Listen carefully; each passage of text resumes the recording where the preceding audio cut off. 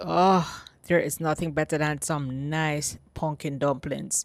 There's just so many things you can use to make your dumplings. So I'm starting with actually a combination of some of my leftover pumpkins. I'm going to use some butternut squash and Caribbean pumpkin, but either one is fine.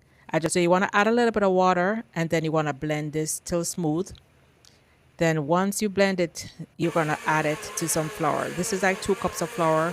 I'm gonna add a little bit of sea salt, a quarter teaspoon to a half teaspoon. Next, you're gonna slowly add in your pumpkin mixture a little bit at a time. I'm probably adding quarter cup. Then I'm gonna mix in the flour, and then just keep adding a little bit at a time. If it's too wet and sticky, you're gonna have to add more flour. So I just use a little bit at a time. Add a little bit more. You want all that excess flour to be gone, but if it's too wet, you're gonna have to add more flour. So I'm just doing this a little bit at a time. So let's get in there and start kneading this flour together. You want the flour to feel slightly dry. All that excess flour at the bottom, you want it to be picked up until it kind of looks like this. The inside might still be a little sticky, so you may have to add a little bit of flour as you go along.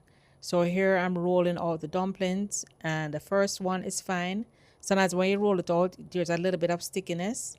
You can see that little bit of sticking to my hand, so I really could use a little bit more flour. But let's do another one. Yes, this is definitely sticking to my hand a little bit. Probably have to add a little bit of flour once I press this out. Yep, you see guys, you don't want that stickiness. That's no good. That is no good. You want to add a dusting of flour on it and then roll again. Okay, so you add a little dusting of flour on your hand and you roll it again. And when you press, you don't want to have any sticking. So rolling it again and pressing. And yes, these dumplings don't look perfect, but believe me guys, you saw what it looks like. They're going to be perfect at the end. So now you want to drop it in your hot boiling water, and you're going to boil this for a good 30 minutes, right? I usually add a little pinch of salt and a little oil to the pot so they don't stick. Oh, look at that color. They are so beautiful. And then now, after 30 minutes, you have your beautiful pumpkin dumplings.